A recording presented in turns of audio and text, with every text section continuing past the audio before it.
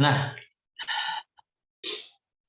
kita bicara tentang masalah ma'ad. Ada beberapa dalil. Minimalnya karena kita pelajaran tafsir, maka kita akan menggunakan dalil tafsir, dalil Al-Quran. Cuman selain daripada dalil Al-Quran, ada beberapa dalil akli yang berkenaan dengan masalah ma'ad. Ini yang akan saya bahas pada kesempatan ini sesuai dengan waktu yang ada, insya Allah. Tapi saya sebelumnya minta izin pada kalian karena saya mungkin agak lebih cepat menutup kelas ini, ya. Diizinin nggak? Diizinin, pada senang malah ya. Lebih cepat diakhiri kelasnya malah lebih senang. Pak Midrus sudah tertawa bahagia. Ya, karena saya juga ada tugas untuk menjemput anak. Ala kuliah kita ingin membicarakan tentang masalah dalil-dalil yang berhubungan dengan masalah ma'ad. Nah, ini mukadimah yang pertama. Mukadimah yang pertama, ma'ad merupakan unsur kepercayaan yang paling inti dalam setiap agama.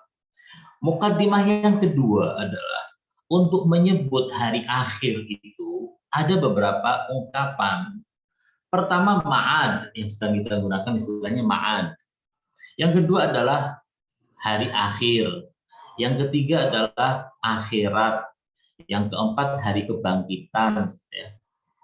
Kalau dalam bahasa Indonesia, dalam bahasa Arab, seringkali disebut dengan qiyamah, al-qiyamah, yaumul akhir, ya, atau ma'ad. Istilah-istilah ini yang dimaksudkan dari istilah-istilah ini adalah saat di mana manusia akan dibangkitkan. Perhatikan ya. Ada proses setelah kematian manusia ini, manusia akan dibangkitkan lagi. Nah, setelah dia dibangkitkan akan ada peristiwa-peristiwa yang mengikutinya. Peristiwa apa pertama? Misalnya, orang akan diadili, akan diberi buku, ini loh catatan amalmu. Kemudian akan disuruh melewati jembatan Sirat. Setelah itu yang tidak berhasil masuk ke dalam neraka, yang berhasil ke sana masuk ke surga. Yang tidak berhasil bagaimana? Yang tidak berhasil apakah selamanya di neraka? Oh tidak, ada syafaat. Tapi Salafi menolak ya. Orang Salafi menolak syafaat. Kalau saya meyakini syafaat, insya Allah kalian juga meyakini syafaat. Tapi kalau kalian menolak pun nggak apa-apa ya. Nggak apa-apa. Kebebasan kalian. Lagi pula kalau kalian menolak masalah syafaat bukan urusan saya. Nanti kalian di sana nggak dapat syafaat juga bukan urusan saya. Yang penting saya insya Allah berharap mendapat syafaat. Kira-kira ada syafaat apa enggak? Kembali kepada ilmi ya. Jadi ilmi tergantung dia akan mengimani tentang syafaat atau tidak. Ala kulli hal. Kita akan membahas satu persatu istilah itu ya. Ma'ad. Ma'ad berasal dari kata ada ya'udu dalam bahasa Arab yang berarti kembali. Ada fulanun ila manzilihi, si fulan kembali ke rumahnya. Nah, kalau ada ya'udu, audan, kalian kalau sudah pernah belajar sorof mestinya tahu. Ada ya'udu audan, masdar miminya apa? Ma'adan. Jadi ma'ad itu adalah masdar mimi. Ma'ad. Ya ini apa? Kembali. Kembali dalam arti masdar. Yang kedua, ma'ad itu bukan masdar saja, tetapi juga isim zaman. Ada ya'udu audan wa ma'adan fahuwa a'idun wa dzaka ma'udun ud la ta'ud ma'adun ma'adun. Ma'ad juga berarti waktu kembali. Maksudnya kembali kepada siapa? Nah, kembali kepada siapa itu yang penting. Ma'ad juga berarti isim makan, tempat kembali. Tempat kembali. Tapi kalau kita melihat dari tiga makna ma'ad, kembali istilah masdar, terkembalikan istilahnya ya, terkembalikan, kembali, atau waktu kembali, atau tempat kembali. Dari ketiga kata ini, tempat kembali mungkin bukan pembahasan dalam akidah. Ya. Walaupun kata ma'ad yang berarti tempat kembali, bisa juga dikatakan ma'aduka ilallah, kembalimu kepada Allah. Jadi tempat kembali kita kepada Allah. Tapi dalam pembahasan ma'ad yang dimaksud bukan tempatnya. Yang dimaksud adalah masdarnya. Masdarnya. Yakni kembalinya kita kepada kembalinya kita. Nah, kembalinya kita kepada siapa atau dari apa? Itu kan kembali dari mana kan mestinya ya. Fulan kembali ke kota, ke rumahnya. Dari mana? Dari Sagra kembali ke rumahnya. Dari mana? Dari perantauan. Nah, ketika ada pembahasan mengenai ma'ad yang berarti kembali, kembali maksudnya kembali ke siapa dan dari mana? Kembali kemana dan dari mana? Yang pertama bisa dikatakan ma'ad di sini artinya adalah bahwa kita akan kembali kepada asalnya kita. Asalnya kita itu kan bukan materi kan ya. Kita ini asalnya bukan unsur materi. Kita akan kembali kepada unsur kita yang lebih mulia, yang lebih tinggi daripada unsur materi. Tapi ada juga mengatakan enggak, ma'ad itu artinya ma'ad kembali hidup. Dari mati kembali hidup, itu namanya ma'ad. Ya.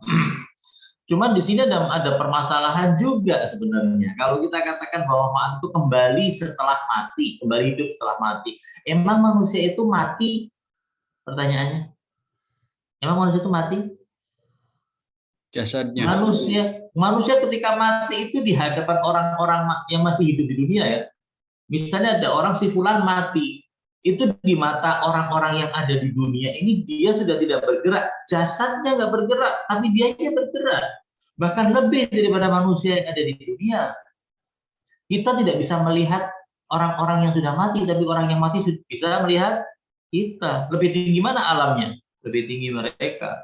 Bahkan mereka bisa mengatakan ini orang-orang yang mati di dunia ini pada mati ini, yang hidup adalah kita. Ingat kata-kata Imam Ali nggak? Imam Ali mengatakan apa? An-nasu niyam wa idza matu intabahu. Manusia itu dalam keadaan tidur. Kalau mereka mati baru mereka sadar, ya kan? Nah, tidur itu kan akhul maut. An-naumu apa namanya? An-naumu ukhtul maut.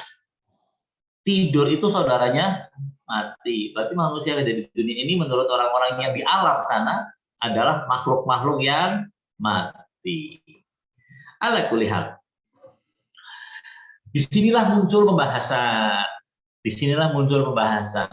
Manusia dikatakan hidup kembali itu berarti apa? Materi lagi, seperti ini lagi gitu loh. Kalau misalnya orang mati itu kan alamnya alam barzah. Orang menyebutnya dalam tanda kutip alam arwah, kan arwah gentayangan, kan? Arwah alam roh gitu ya. Misalnya ada orang mati, orang sudah meninggal, terus kita melihat sosoknya dia muncul di depan kita. Kita nyebutnya apa? Ngelihat rohnya si fulan. Ya, lihat rohnya si fulan. Nah, nanti ketika kita hidup lagi setelah hari kiamat, kita dibangkitkan lagi. Berarti apa? Dengan badan yang materi lagi.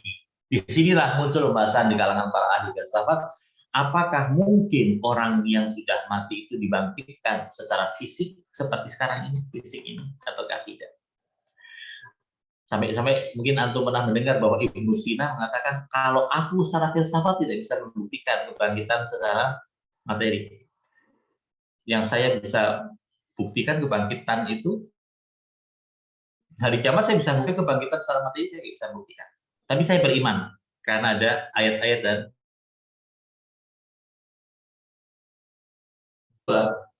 ya, jadi kita dibangkitkan setelah kematian kita. Yang kedua adalah istilah qiyamah. Qiyamah juga masdar dari qama yaqumu qiyamatan wa qiyaman. Ya. Kata qiyamah itu berarti qama, berdiri. Berdiri dari apa? Berdiri dalam arti dari setelah dia tidur mati dia dibangkitkan lagi, dia berdiri lagi. Karena itulah disebut hari kiamat, ketika manusia dibangkitkan dari kuburnya, itu namanya hari kiamat. Nah, istilah yang lain adalah yaumul akhir atau yaumul akhir. Ayat Al-Quran biasanya menyebutkan kata yaumul akhir, al-yaumul akhir, ya kan? akhir, yaumil akhir, hari yang akhir. Hari yang akhir itu artinya apa? Berarti kehidupan manusia dengan matahari yang muncul dari timur tenggelam di barat ini suatu hari kelak akan berakhir. Akan berakhir. Setelah dia berakhir, itu hari akhir itulah yang disebut kiamat. Apakah itu maksudnya? Enggak. Hari di sini bukan berarti 24 jam. Hari di sini adalah fase kehidupan. Yaum bukan berarti 24 jam di sini. Al-yaumul akhir adalah hari akhir dalam artian setelah ini tidak ada kehidupan lagi bagi manusia. Ini kehidupan terakhir. Jadi kalau manusia punya kehidupan, ada berapa kehidupan manusia kalau kalian tahu? Ini kalian yang ada di Sadras ini sudah melalui berapa kehidupan?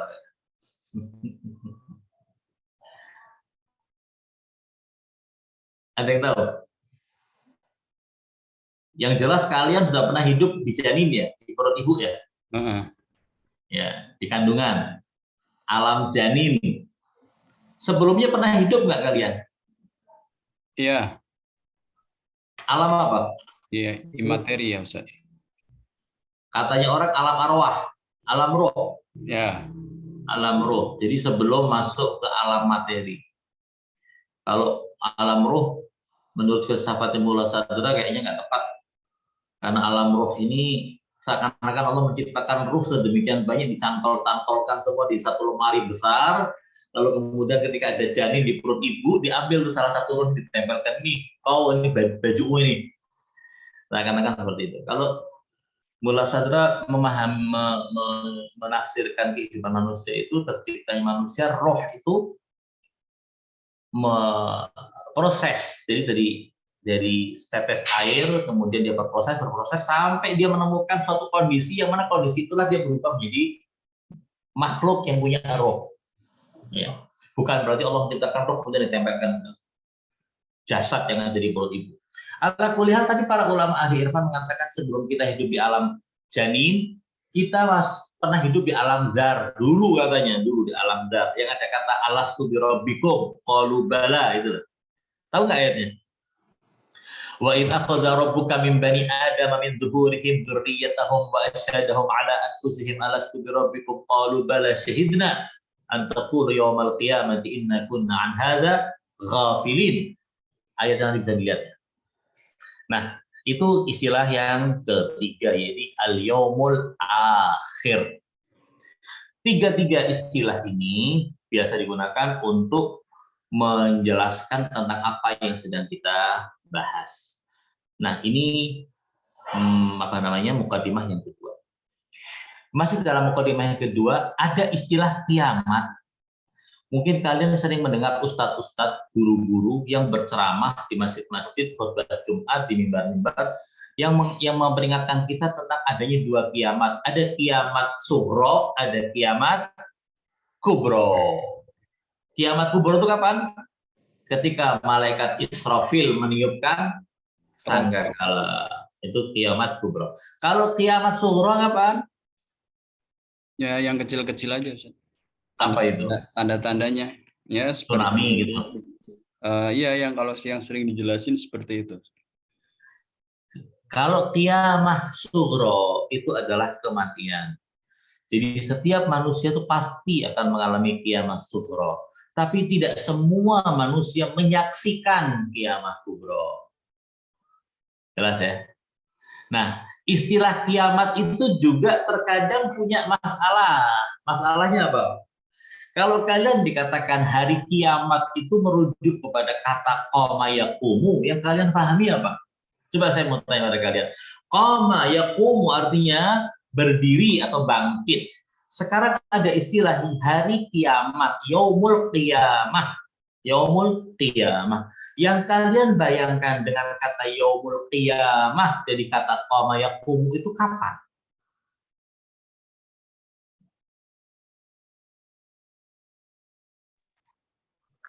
Hari kebangkitan itu Ustaz ya. Hari ketika kita dibangkitkan dari kubur, betul? Oke. Sekarang kalau seandainya kalian pernah melihat film apa namanya? Desember apa? Film 2012. Apa itu judul filmnya? 2012 yang hari Ah, kiamat itu. saya mau tanya. Kalau itu terjadi, misalnya itu terjadi di depan kalian akan mengatakan ini apa? Hari apa? Kiamat. Hari kiamat. Ustaz. Kiamat. Kiamat. Padahal mati saja belum kok sudah kiamat.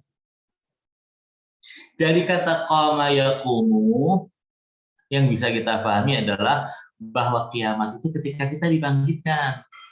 Tapi ternyata istilah kiamat itu seringkali digunakan untuk menunjukkan hari ketika kehancuran ada di mana-mana. Yas'alunaka apa namanya? Apa coba dalam Al-Qur'an itu ada kiamat. Fa idza bariqal basar wa khasafal qamar wa jumi'a asy-syamsu wal qamar. Surat surat Al itu ya, sudah Al-Qiyamah ya? Bukan. Itu kayaknya di surat Muddatsir kalau nggak salah. Fa idza bariqal basar wa khasafal qamar. Jumi'a asy-syamsu. Atau ayyana yaumul qiyamah. Ayyana yaumul qiyamah. Yas'aluna ayyana yaumaddin. Ayyana. Oke. Ini di surat Al-Qiyamah betul. La uqsimu biyaumil qiyamah wa la uqsimu binafsil lawwamah sampai kepada apa? Yas'alu ayyana yaumul qiyamah. Dia bertanya, kapan itu hari kiamat? Coba dibuka Indat terjemahannya supaya pada lihat di-share. Yas'alu ayyana yaumul qiyamah surat Qiyamah ayat 6. فإذا برق البصر وخسف القمر وجمع الشمس والقمر يقول الإنسان يومئذ أين المفر كلا لا وزر إلى ربك يومئذ المستقر ينبأ الإنسان يومئذ بما قدم وأخر. Ini kisah tentang hari kiamat.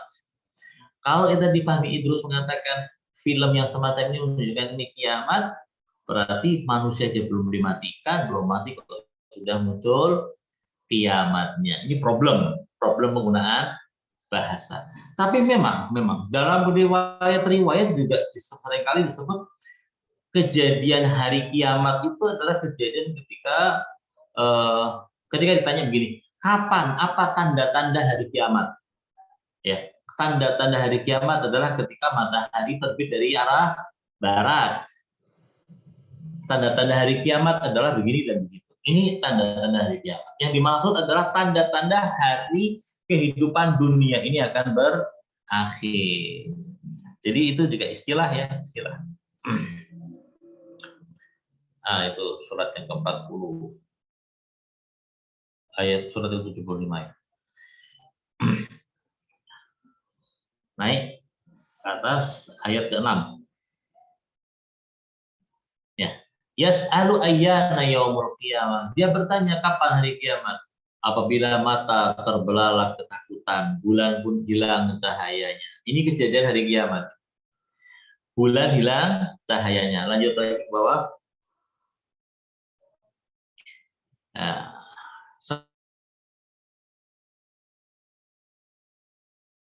serta matahari dan bulan pada hari itu berkata, kemana tempat lari? Ainal mafar, kemana orang akan lari? Nah, kalau kita melihat ketika hari dibangkitkan di alam mahsyar, memang di alam mahsyar masih ada matahari dan bulan. Alam mahsyar loh, alam mahsyar.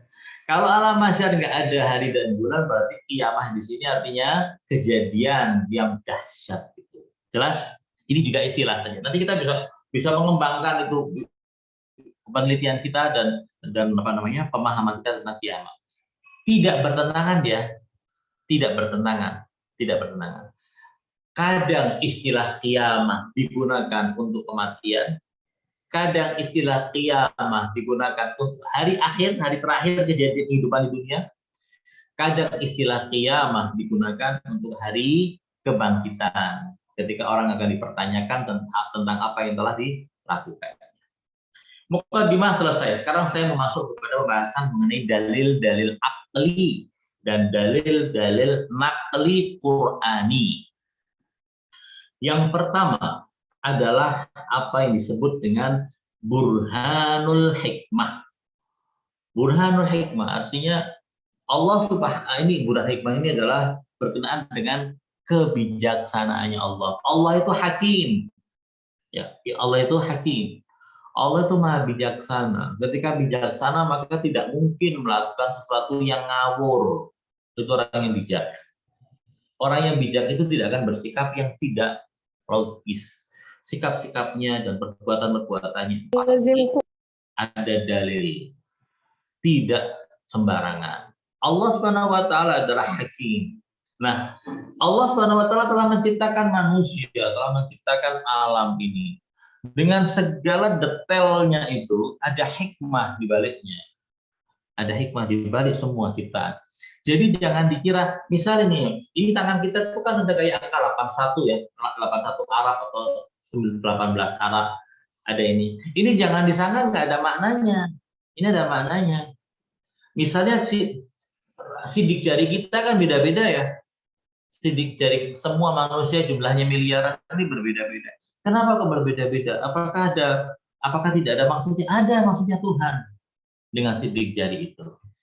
Yang kita mungkin tidak tahu dan bukan mungkin memang kita tidak tahu rahasianya.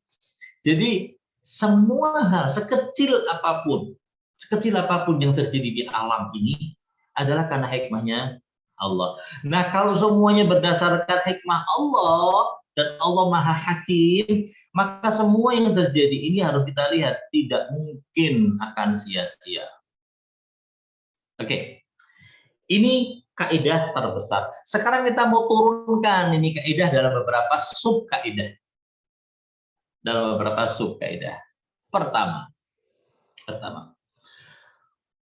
alam yang ada ini, kehidupan kita di alam ini adalah kehidupan yang bercampur antara suka dan duka, air mata dan tawa, ya kan? Lara dan canda. Ini ada pada diri kita. Benci dan suka. Ini ada kecampuran di sini semua. Nah, kalau seandainya kehidupan manusia, kita bicara tentang manusia, karena yang akan dibangkitkan bukan mobil nggak dibangkitkan dari kiamat. Ya. Zoom nggak dibangkitkan dari kiamat. Laptop nggak dibangkitkan. Yang dibangkitkan manusia. Karena kita berbicara tentang manusia, kita lihat dalam kehidupan manusia. Manusia itu dalam kehidupan di dunia ini, kehidupannya dipenuhi dengan duka dan suka. Yang seringkali orang hidupnya penuh dengan luka. Ini saya mau tanya pada kalian, siapa di antara kalian yang tidak pernah sedih di dunia ini selama hidup? Nggak ada ya? Nggak ada. Yang kedua, siapa di antara kalian yang tidak pernah senang dalam kehidupan ini? Sedih terus, duka terus, siapa? Silakan. Siapa di antara kalian seperti ini? Itu. Sebentar ya. Izin, bentar.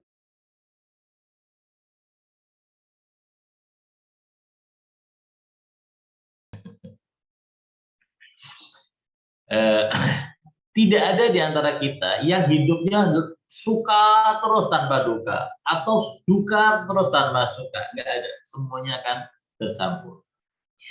Lalu kemudian orang akan mengatur kehidupannya berdasarkan suka dan duka itu. Dia berusaha untuk menghindari duka dan untuk mendekatkan diri kepada suka. Tapi apakah berhasil? Tidak berhasil. Apapun yang dilakukan dia tidak mungkin akan bisa menghindari hal. Kalau kalian misalnya ditanya, seandainya kalian sebelum menjadi janin di perut ibu kalian, ditanya oleh Tuhan, mau nggak turun ke dunia kemudian menjadi mahasiswa sadra yang penuh dengan duka dan derita serta nestapa, mau nggak kalian hidup di dunia? Nggak mau, Ustaz. Nggak mau. Ngapain saya menjadi mahasiswa sadra yang penuh dengan duka dan nestapa? Enggak, ini sekedar canda saja ya. Mahasiswa sadra, Masya Allah, penuh dengan energi, penuh dengan masa depan yang cemerlang, Masya Allah. Kalau saya misalnya ditanya, mau nggak hidup di dunia? Kalau saya mau ditanya dari awal, karena ngelihat kehidupan saya yang misalnya indah, ya mau. Kalau misalnya saya melihat kehidupan saya, kok dari kecil sampai sekarang saya kok hidup saya sengsara terus, ya saya akan mengatakan kepada Tuhan, kalau boleh nawar, saya nggak turun ke dunia Tuhan, di alam saya jadi apa namanya daun nggak apa-apa deh, jangan jadi manusia. Ya. Nah, ini kehidupan manusia semacam ini. Karena manusia tidak punya pilihan untuk turun ke dunia. Dia harus mengikuti apa yang menjadi tujuan penciptaan. Tuhan itu ketika menciptakan kepingin manusia sampai kepada kesempurnaan. Manusia itu punya potensi untuk sempurna. Tapi pertanyaannya, siapa di antara manusia yang bisa sempurna? Hanya sekelompok orang yang bisa sempurna. Karena alam di dunia ini tidak bisa memberikan kesempurnaan yang besar kepada manusia. Bahkan makhluk yang paling sempurna sekalipun seperti Nabi Muhammad SAW masih ada jalan menuju kepada kesempurnaannya ataukah tidak? Jawabannya masih. Loh, berarti Nabi Muhammad tidak sempurna. Sebagai manusia beliau sempurna. Tapi sebagai maujud, ada maujud yang lebih sempurna dari Nabi. Siapa? Allah. Dan Nabi Muhammad tidak mungkin jadi Allah. Nggak mungkin. Tapi beliau masih bisa untuk meraih kesempurnaan yang lebih dan lebih lagi. Kesempurnaan yang memang hakiki bagi wujud manusia yang bisa didapatkan. Manusia di dunia ini tidak mungkin akan bisa mendapatkan itu. Karena itu diperlukan alam yang lain. Yang mana manusia ini bisa mencapai kepada kesempurnaannya. Bukan kehidupan di dunia yang dibatasi oleh beberapa hal. Sehingga orang tidak bisa sempurna. Nabi Muhammad itu kalau ditanya mau tidur apa enggak, kepinginnya enggak tidur. Untuk apa? Untuk ibadah. Karena Rasulullah setiap detiknya pasti beribadah. Tapi sebagai manusia beliau harus tidur. Harus makan. Harus menikah. Harus mencari nafkah, ya kan? Dan itu semuanya pasti akan mengurangi waktu kita untuk khusyuk kepada Allah. Hanya bisa kita mendapatkan kesempatan itu saat tidak di alam ini. Harus ada alam yang berikutnya lagi. Ini kalau kita melihat dari sisi kesempurnaan. Dan ini sesuai dengan hikmahnya Allah Subhanahu wa Ta'ala. Turunan yang kedua dari kaidah yang besar tadi adalah bahwa Allah menciptakan manusia dari dua dimensi. Satu dimensi materi dan satu dimensi ruh. Satu dimensi materi, satu dimensi ruh. Kemudian Allah memberikan untuk masing-masing kebutuhannya. Dan bukan hanya kebutuhan, tapi juga kesempurnaannya. Untuk manusia, untuk fisik manusia, Allah menciptakan manusia dari bayi. Kemudian dia akan makan, membesar, sampai tubuhnya tinggi. Orang Indonesia umumnya tingginya kalau orang lakinya 160, 170. Kalau perempuan di Indonesia 130, 160. Sampai tinggi segitu. Sampai 170 misalnya tinggi. Bisa tinggi lagi? Nggak bisa. Setelah itu dia akan mulai menguatkan otot-ototnya. Tulang-tulangnya semakin kuat. Lalu kemudian setelah pada usia tertentu, dia akan menjadi apa? Melemah,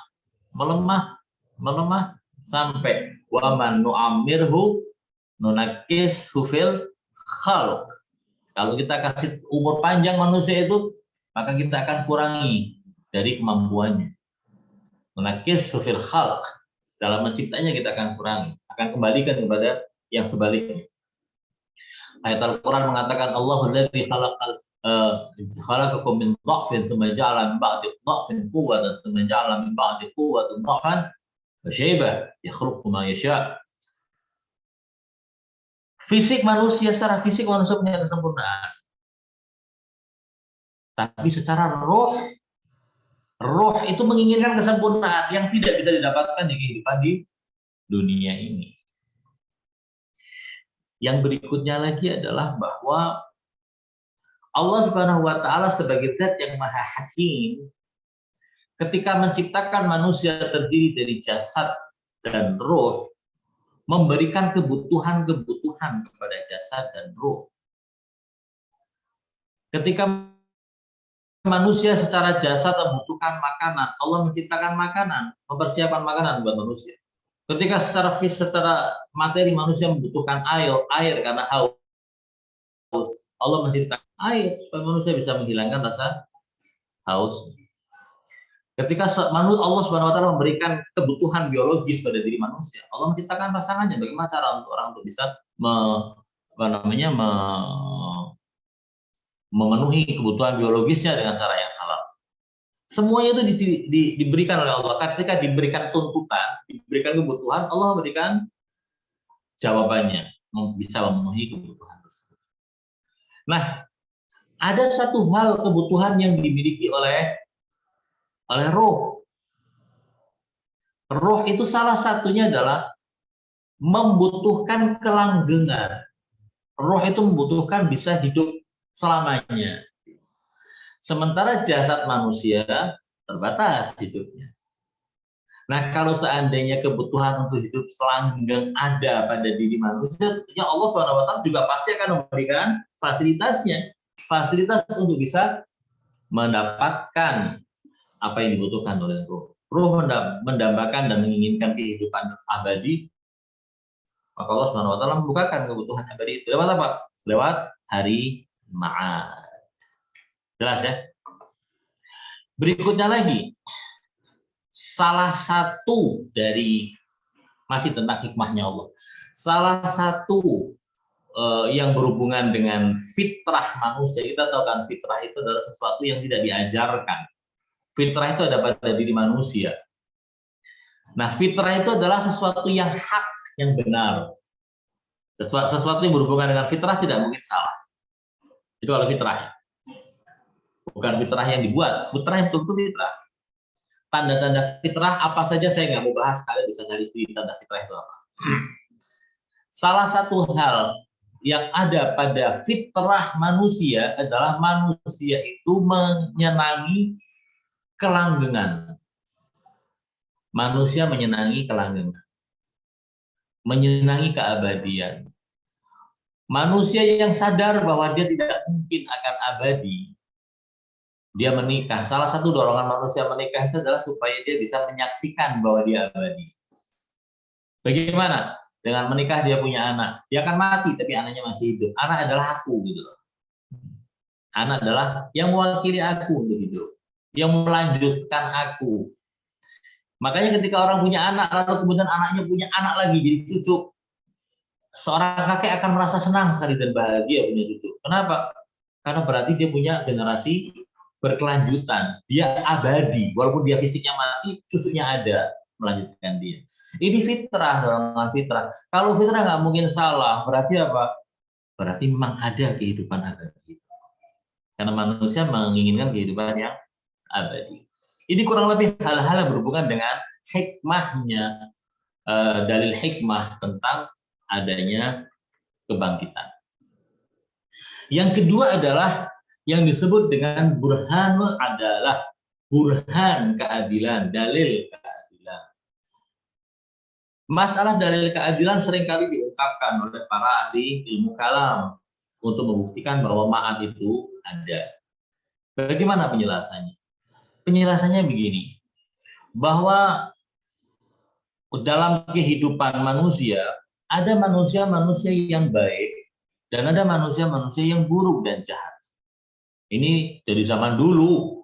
Nabi Adam punya anak yang dua itu kan yang satu baik, yang satu buruk. Dari zaman manusia pertama sampai manusia yang terakhir, ada yang orang yang baik, ada orang yang buruk. Bahkan anaknya Nabi pun kadang menjadi orang yang buruk. Bahkan misalnya anaknya seorang, bukan anak sih ya, yang dididik dari kecil, diasuh dari kecil oleh orang yang buruk menjadi baik, kayak Nabi Ibrahim. Diasuh oleh seorang penyembah berhala, membuat patung, malah justru jadi nabi. Ada suami yang jahat seperti Fir'aun, istrinya. Ada suami yang soleh seperti Lut, istrinya buruk, jahat. Seperti istrinya Lut. Demikian pula istrinya Nabi Nuh alaihissalam. Jadi ada kebaikan dan keburukan bahkan di lingkungan manusia paling suci atau manusia paling buruk. Manusia paling buruk Fir'aun, istrinya ternyata seorang yang solehah. Bahkan disebut dengan Sayyidatu Nisa'il Alamin di zamannya.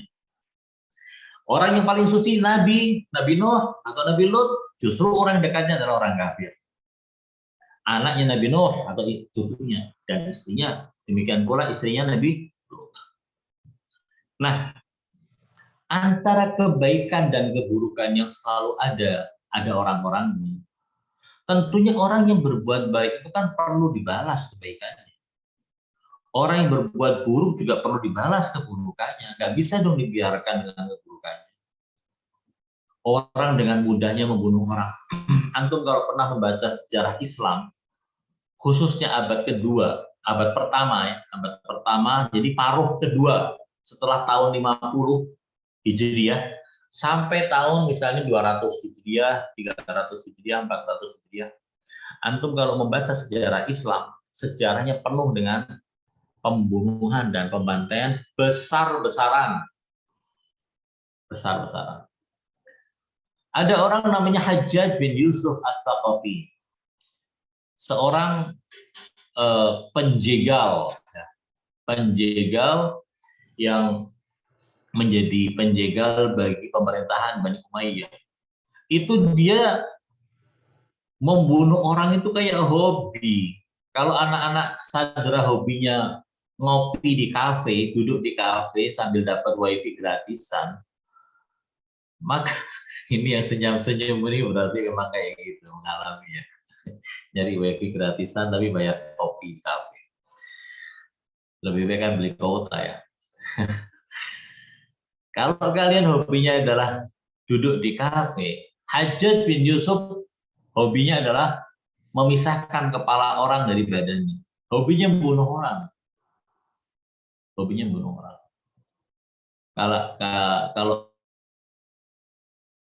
orang saya minum teh, dia hobinya menyaksikan darah. Hajjaj bin Yusuf. Berapa orang yang dibunuh oleh dia? Ribuan. Oleh tangannya dia loh ya, belum oleh pasukannya dia. Tapi pengembaraan pedangnya dia itu berakhir ketika dia membunuh seorang yang soleh dari tabi'in. Dari kalangan tabi'in ada orang bernama Sa'id bin Jubair. Sa'id bin Jubair ini sedemikian solehnya, sedemikian baiknya, sedemikian sucinya ini orang, sampai orang-orang Sunni mengatakan dia adalah ahlus sunnah. Orang Syiah mengatakan dia adalah Syiah, diakui oleh dua pihak. Ya, indikasi bahwa beliau adalah Syiah besar. Karena apa? Beliau adalah murid setianya Imam Zainal Abidin. Tapi di saat yang sama juga indikasi beliau adalah tokoh orang yang orang yang dianggap besar oleh kalangan ahlus sunnah juga besar dan banyak. Dia memiliki murid-murid yang kemudian murid-muridnya itu menjadi tokoh-tokoh ahlus sunnah. Jadi dua pihak, dua kubu ini mengakui Sa'id bin Jubair sebagai orang besar. Hajjaj membunuh Sa'id bin Jubair. Setelah membunuh itu dia mendapatkan gangguan kayak ada yang datangin dia terus, ketakutan setiap waktu sampai dia mati dengan ketakutannya. Hajjaj bin Yusuf. Jadi ada orang yang jahat seperti itu. Pertanyaannya, seorang seperti Hajjaj yang sudah membunuh banyak orang tidak mendapatkan hukuman. Dia dekat dengan penguasa, hukuman sampai mati nggak ada hukuman. Oh, nggak adil.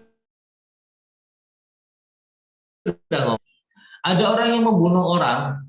Ada dulu tetangga saya waktu saya tinggal di Ambon, ada tetangga saya membunuh saudaranya, ditangkap, berkelahi kemudian terjadi pembunuhan. Nah setelah ditangkap dia masuk penjara. Berapa tahun? 5 tahun dia masuk penjara. 5 tahun. Pertanyaan, hukuman 5 tahun sudah setimpal atau belum dengan kesengsaraan keluarga almarhum yang ditinggal? anak istrinya. Sudah sesuai? Anggap saja sesuai. Anggap saja sudah sesuai. Kalau misalnya Hajjaj bin Yusuf yang membunuh orang, terus dihukum untuk setiapnya 5 tahun, berapa ribu tahun dia harus mendekam di penjara. Padahal dia umurnya tidak sampai 70 tahun. Berarti orang yang lain gimana? Korban-korban yang lain apakah tidak mendapatkan keadilan? Ini problem. Harus diselesaikan ini problem. Ada orang yang baik banget, kehidupannya penuh dengan kebaikan.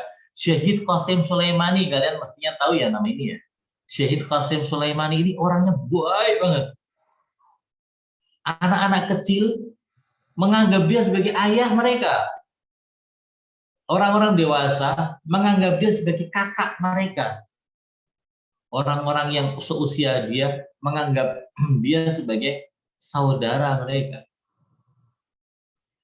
Ayatullah Khomeini dan orang-orang yang lebih tua dari dia menganggap dia seperti anak mereka. Betul-betul orang yang soleh. Dia membela semua orang, orang Muslim Syi'i, Muslim Sunni, bahkan Kristen yang diserang oleh siapa itu? ISIS. Dia bela dengan mengorbankan apa? Mengorbankan, jadi siap untuk mengorbankan nyawa. Demi apa? Demi Islam. Nah, orang yang sebaik ini kehidupannya isinya apa? Rumahnya, mebel di rumahnya ada, mebel di rumahnya ada, jacuzzi di rumahnya, tapi bekas, belinya di toko penjualan barang-barang bekas. Lemari di rumahnya ada, lemari, belinya di mana? Di rumah, di toko penjualan barang-barang perabot rumah bekas. Rumahnya kontrak jenderal. Harusnya dia mendapatkan kehidupan yang layak secara materi, tapi dia tidak menginginkan itu. Kalau Allah Subhanahu wa taala tidak memberikan dia ganjaran atas semua kebaikan yang telah dia lakukan, maka Allah tidak adil. Allah akan memberikan kepada dia, tapi dunia bukan tempatnya.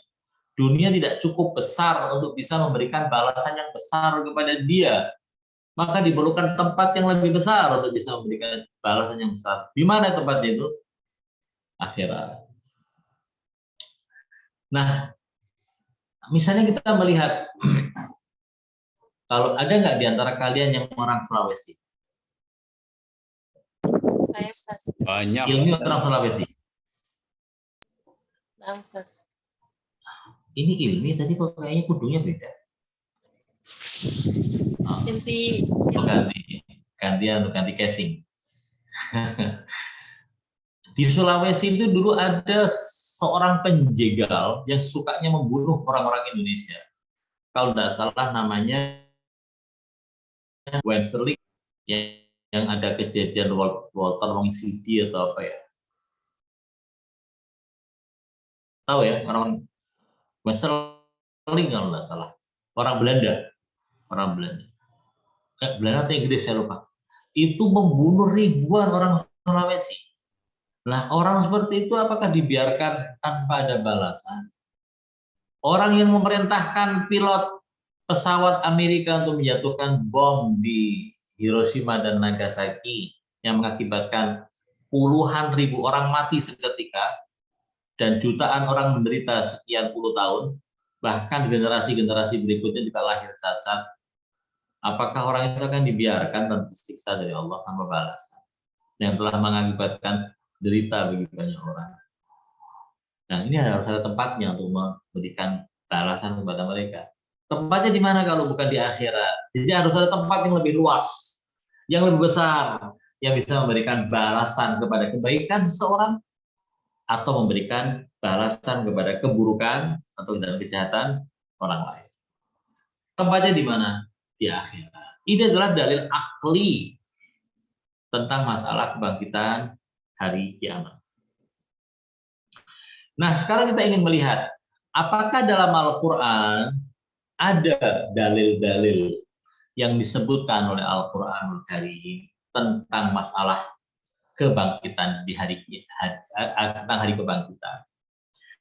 Kalau kita melihat tentang ayat-ayat suci Al-Quran, Al-Quran juga berusaha memberitahu kita bahwa kiamat itu pasti ada. Kiamat itu pasti ada. Karena itulah Al-Quran menyebutkan ayat-ayat yang mengajak kita berpikir tentang masalah hari kiamat. Kalau kita menggunakan dalil Al-Quran, misalnya kepada orang yang mengingkari hari kiamat, Al-Quran mengatakan kiamat itu pasti ada. Yang namanya Al-Qurannya dia nggak percaya, bagaimana kita bisa membuktikan? Ya, Al-Qurannya dia nggak percaya. Kalau saya bicara kepada kalian, misalnya, wajib loh orang kalau mau sholat itu wajib wudhu, dalilnya adalah surat Al-Ma'idah ayat 6, misalnya ayat 3, ayat 3. Ayat 6. Surat Al-Ma'idah ayat 6, dalilnya adalah bahwa kalian kalau mau sholat harus wudhu. Kalian percaya, karena kalian mempercayai Al-Quran. Tapi orang-orang yang non-muslim yang tidak percaya pada Al-Quran, apakah mereka akan percaya dengan dalil Al-Quran tentang ma'ad? Jawabannya tidak. Tetapi Al-Quran tidak sedang mengatakan, percayalah kepadaku. Enggak. Al-Quran di dalam ayat-ayat sucinya berkenaan dengan ma'ad, mengajak kita untuk berpikir. Gitu. Untuk berpikir bahwa ma'ad itu sering terjadi dan pasti akan terjadi. Lihat ayat-ayat suci Al-Quran yang berbicara tentang ma'ad, ada kelompok ayat-ayat suci Al-Quran. Ya. Adalah ayat-ayat yang menekankan bahwa orang yang memungkiri ma'ad tidak punya dalil. Ya. Kelompok pertama kalau mau dicatat nih, lebih baik sih dicatat daripada kalian hanya mengandalkan hafalan saja. Apalagi kalian, Masya Allah, zaman ini adalah zaman orang-orang yang makan keju. Suka makan keju nggak kalian? Hah? Ilmi suka makan keju? Farida? Nggak suka makan keju? Kalau bisa jangan makan keju. Biar saya aja yang makan keju, kalian jangan. Keju itu makanan yang kalau dimakan sendirian, ya. Jadi makan roti misalnya pakai keju, dalam hadis dan riwayat-riwayat kita ada, itu mengakibatkan orang jadi bahlul. Jadi bahlul, lambat mikir. Ya. Jadi orang tell me, telat mikir. Makanya kalau makan keju pakai apa? Keju dibarengin pakai kurma, oke. Keju dibarengin pakai kacang, itu oke. Tapi kalau roti pakai keju saja, sebaiknya dihindari. Oke. Kelompok pertama ayat-ayat suci Al-Quran yang berbicara tentang ma'ad adalah ayat-ayat yang menegaskan, kalian yang mengingkari ma'ad, kalian nggak punya dalil. Dalil kalian itu nggak ada. Itu yang pertama. Nanti insya Allah ayat-ayatnya saya sebutkan pada pertemuan yang akan datang. Masih ada pertemuan lagi, Imdad? Harusnya masih ada satu lagi, Ustadz. Ya, mestinya. Niatnya saya tadinya mau minta Ustadz untuk nyelesain hari ini gitu, tapi untung ada agenda, jadi mengurungkan niat. Harusnya memang ada satu lagi ya. Iya. Nanti untuk UTS-nya saya kasih tugas, ada berapa orang semuanya di kelas kita? Semuanya ada 30, Ustadz. 30. Kalau 30 dibikin 10 kelompok, masing-masing kelompok 3 orang. Saya kasih 10 tema, ya, kerja kelompok. Tapi kelompoknya banyak-banyak, 3 orang. Kalau ada yang misalnya hanya 29, ya berarti yang satu kelompok 2 orang. Ya. Yang saya inginkan adalah 10 tema yang kalian lakukan dalam bentuk kajian penelitian kalian. Tapi tolong ya, jangan copy paste dari tempat. Karena saya biasanya kalau melihat tulisan, apalagi kalau tulisannya bagus, logis, akan searching di internet, ini kopian atau bukan. Jadi tenang saja, saya punya metode untuk melakukan plagiat. Jadi kalian jangan plagiat ya, tulis sendiri. Nggak anu kok, nggak berat kok. Nanti dikumpulkannya juga waktu UAS ya. UTS-nya nanti dalam bentuk kajian saja, penelitian. Oke. Ayat-ayat yang kedua, kelompok kedua ayat-ayat tentang ma'at adalah ayat-ayat yang menjelaskan adanya dalam tanda kutip semi dalil, bukan dalil ya, semi dalil, klaim, ya klaim orang-orang yang menolak ma'at itu dibantah oleh ayat-ayat ini. Jadi kelompok kedua ayat-ayat Al-Quran adalah kelompok ayat-ayat yang membantah dalil-dalil yang digunakan oleh para penolak ma'at.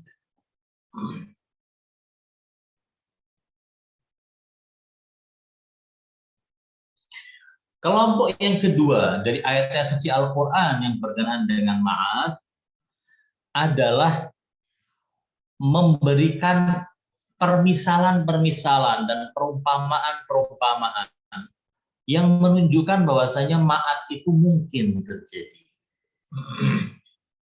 Misalnya seperti apa? Ma'at itu apa sih? Menghidupkan sesuatu setelah mati. Nah, sekarang kalian melihat ada pohon yang kering seperti mati di musim dingin, kemudian Allah turunkan hujan, kemudian dia hidup lagi. Nah, ma'at itu seperti itu, mati dihidupkan lagi. Nah, model kelompok ayat-ayat yang semacam ini, yakni memberikan sebuah pendekatan tentang fenomena-fenomena yang bisa membuat orang berpikir bahwa hidup setelah mati itu mungkin. Ya.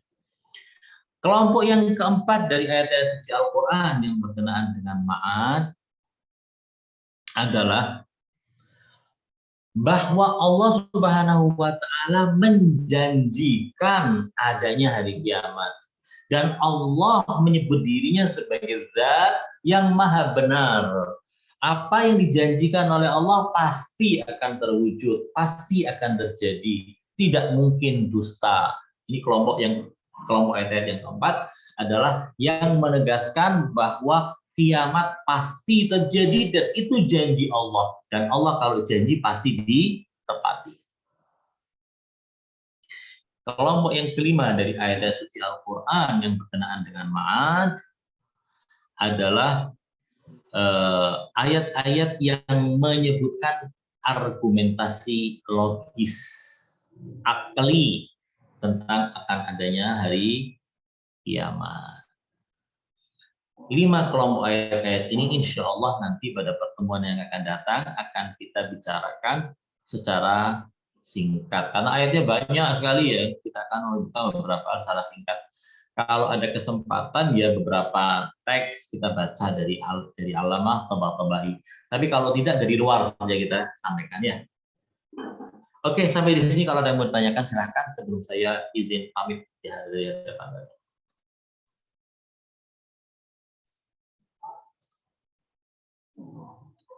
Kalau sudah ditanya seperti ini, biasanya nggak saya tanya karena mau cepat-cepat selesai. Tapi itu tidak. Nah, kenapa? Sungguhnya tadi ketika Ustadz membahas yang ayat yang tadi yang apa sih namanya ya, yang berkaitan dengan persaksian di alam dar itu ya Ustadz ya. Anak kayak kepikiran ayat yang fanafakhtu fihi ruh, Ustaz. Ya. Itu gimana, Ustaz? Fanafakhtu fihi min ruhi. Faqa'u lahu sajidin. Ya. Iya, itu Adam ya. Itu bagaimana? Ditiupkan rohnya itu siapa? Nabi Adam atau manusia biasa? Nabi Adam atau manusia biasa?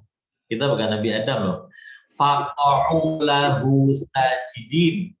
Apa arti faqa'u lahu sajidin?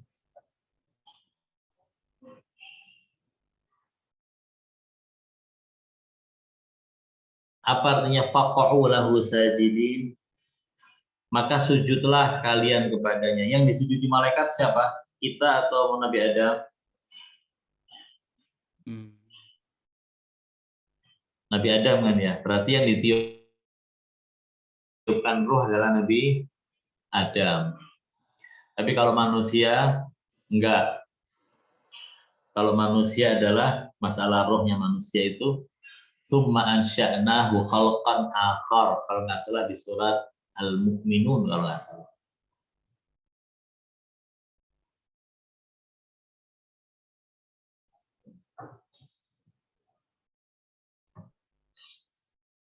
Tapi ala kulli hal lebih dahulu kemudian ditempelkan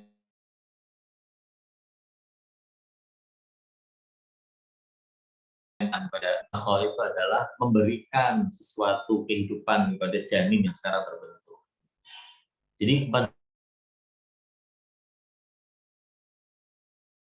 penciptaan roh menurut teori ini bahwa penciptaan roh itu sejalan dengan penciptaan manusia. Jadi manusia ini sebelum jadi janin nggak ada roh.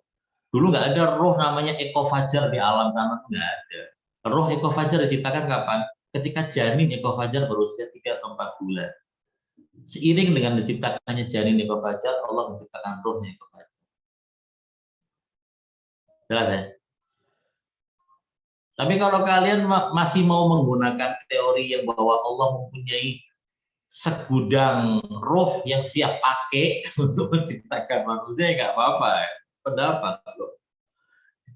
Pendapat.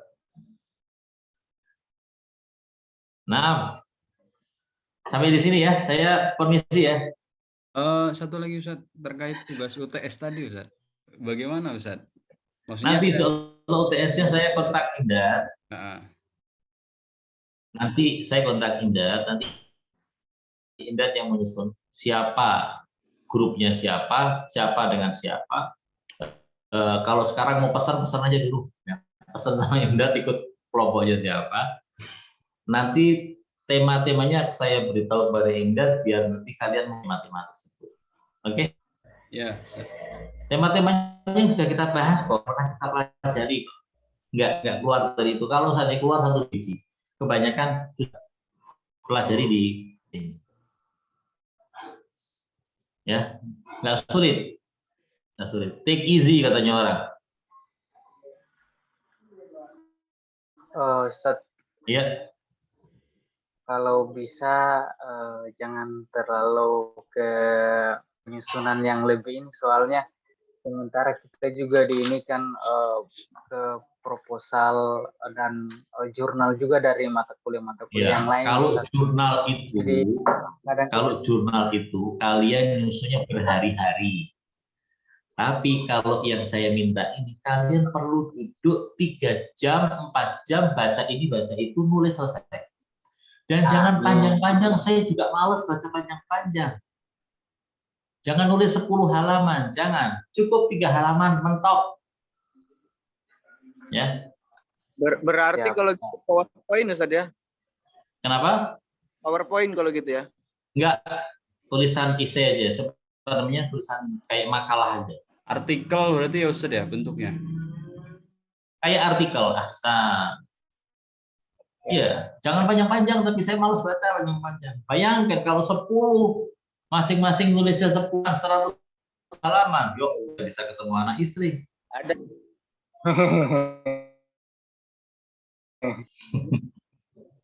Antara 3 sampai 5 halaman, jangan lebih. Lebih dari 5 halaman nggak saya baca, nggak saya kasih nilai. Oke, gampang ya? Insya Allah, Ustaz. Ya Ustaz. Oke. Saya mohon diri ya, saya sudah ditunggu sama. Aduh, ada Ustaz satu lagi. Insya Allah nanti kita bicarakan di grup aja. Oh ya. Anda tunggu dulu. Ya, assalamualaikum warahmatullahi wabarakatuh. Waalaikumsalam. Mohon maaf